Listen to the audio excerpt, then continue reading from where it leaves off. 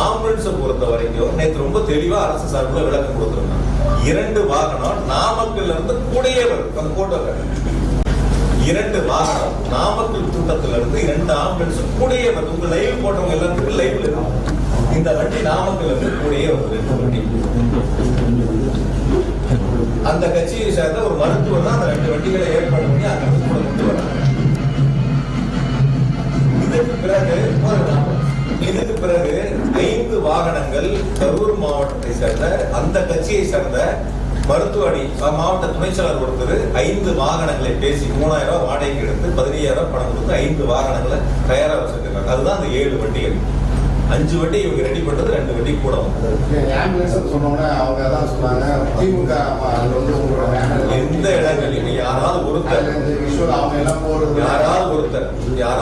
அது கூட சங்கடங்கள் பட்ட எங்க நிர்வாகிகள் மேல எந்த இடங்கள் அந்த தவறு நடந்துச்சுன்னா மருத்துவமனையில பிரேத பரிசோதனை முடிஞ்சு போகும்போது அந்த மருத்துவமனையை சேர்ந்த ஒரு சகோதரர் அந்த தவறு பண்ணார்.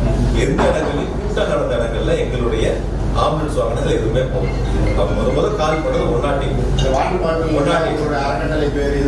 மாற்று பாட்டில் வந்து மருத்துவக் கல்லூரியில நள்ளிரவுல கேட்கறாங்க.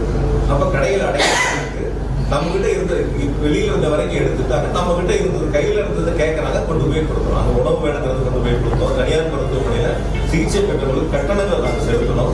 என்ன உதவிகள் வேணுமோ நாங்கள் செஞ்சோம். இது அரசியலா பார்க்கணும். எங்க கட்சி எங்க தலைவர் சொல்லிட்டாங்க, ஒரு அரசியல் தலைவர் வந்து பாதிக்கப்பட்ட பொதுமக்களா இருந்தாலும் தொண்டராக இருந்தாலும் எந்த உயிரிழப்பையும் ஏற்றுக்க மாட்டாங்க. அதுதான் அரசியல் தலைவர்கள்.